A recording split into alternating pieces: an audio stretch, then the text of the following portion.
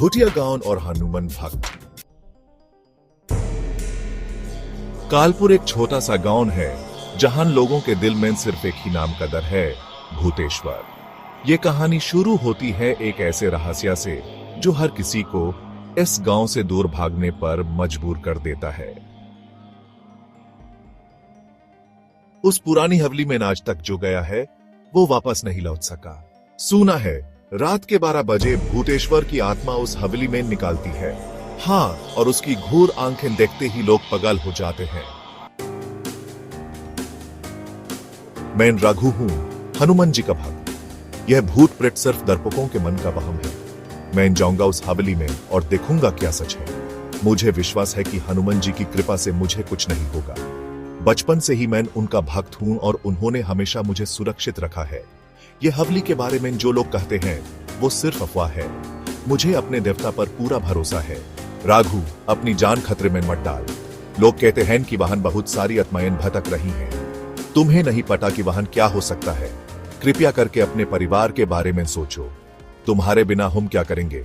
जहां बजरंग बली का नाम है वहां कोई बुरा नहीं हो सकता। मुझे अपने देवता पर पूरा विश्वास है। मैं जाऊंगा और सब कुछ ठीक होगा। तुम चिंता मत करो। हनुमान जी हमेशा मेरे साथ हैं। उनकी कृपा से मैं हर मुश्किल का सामना कर सकता हूं। तुम देखना, मैं वापस आऊंगा और सब कुछ ठीक होगा। मुझे अपने विश्वास पर पूरा भरोसा है। राघु ने अपने मन में हनुमान चालीसा का जाप शुरू किया और हवेली के अंदर कदम रखा। उसके दिल में एक अजीब सी घबराहट थी, लेकिन उसने अपने आप को संभालते हुए आगे बढ़ने का फैसला किया। हवेली के दरवाजे से गुजारते ही उसने एक ठंडी हवा का झोंका महसूस किया जो उसके रोगों में डर का संकेत दे रहा था। उसे अंदाजा भी नहीं था कि वो क्या देखने वाला है। हर कदम के साथ हवेली का अंधेरा और गहरा होता जा रहा था। राघु ने अपने आसपास देखा। दीवारों पर पुरानी तस्वीरें लटकी हुई थी जिसमें कुछ अजीब और भयानक चेहरे नजर आ रहे थे। उसके दिल की धड़कन तेज हो गई थी। यह सिर्फ हवा है, मुझे डर नहीं लगता। राघु ने अपने आप को तसल्ली दी, लेकिन उसके शब्द उसके अपने कानून को भी झूठे लग रहे थे।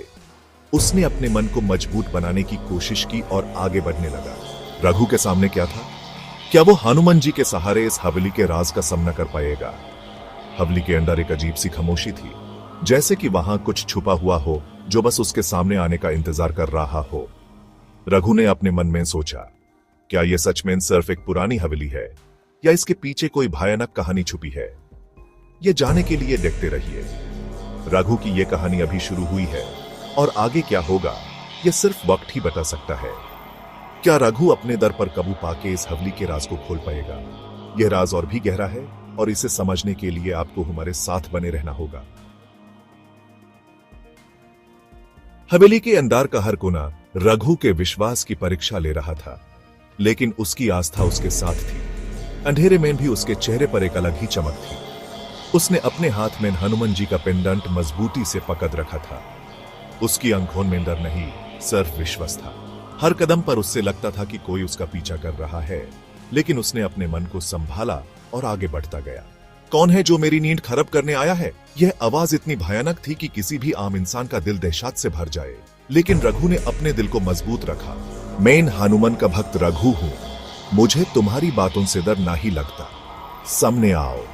राघु की आवाज में एक अलग ही जज्बा था। उसने जोर से कहा, मैं किसी भूत प्रेत से नहीं डरता। हनुमान जी मेरे साथ हैं। उसकी आवाज हवेली के अंधेरों में गूंज उठी। राघु ने अपने आसपास देखा, लेकिन उसे कुछ दिखाई नहीं दिया। फिर भी उसने अपने विश्वास को बनाए रखा और कहा, अगर तुम सच में हो तो सामने आओ और अपना असली रूप दिखाओ। तुम जानते हो मैं कौन हूं? मुझे इस जगह से कोई नहीं हिला सकता। बजरंग बली के आशीर्वाद के सामने तेरी शक्ति कुछ नहीं है। मैं ISS गांव का रक्षक था, पर लोगों की धोखेबाजी ने मुझे ISS हालत में पहुंचा दिया। मुझे मुक्ति चाहिए। तेरी मुक्ति का मार्ग हनुमान जी के नाम में है। मैं तेरी मदद करूंगा। रघु की आस्था और साहस ने सिर्फ एक भूत को नहीं, बल्कि पूरे गांव को उस श्राप से मुक्त किया। हनुमान जी की जय, रघु की जय। ये कहानी हमें ये सीख देती है कि सच्चा विश्वास और साहस किसी भी डर को हरा सकता है।